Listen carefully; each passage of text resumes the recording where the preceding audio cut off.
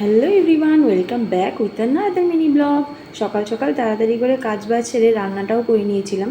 Actually আমার জ্যাঠা শ্বশুরের বাড়িতে প্রত্যেক বছরই রথযাত্রার অনুষ্ঠান হয় অনেক বড় করে। এবার যেহেতু আমাদের কালো সুট ছিল তো ভাবলাম হবে না। তারপর শুনতে পাচ্ছি রথযাত্রা নাকি মানে অনুষ্ঠিত হলে পরে সেটা বাদ দেওয়া যায় না, সেটা হয়, মানে করা যায় যাই প্রবলেম থাক।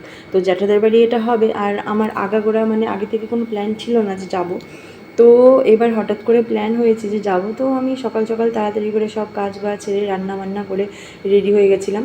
আর এই দেখো আমি এত ঘেমে যাচ্ছিলাম, মানে এত গরম পড়েছিল যে টিপটা কপালে বসছিলই না। শেষমেশ তো টিপটা পড়েই গেছে। আমি এই টিপটা পরেছিলাম, তারপর আরেকটা ছোটো টিপও পরেছিলাম, কিন্তু কোনোটাই টিকেনি, পড়ে গেছে।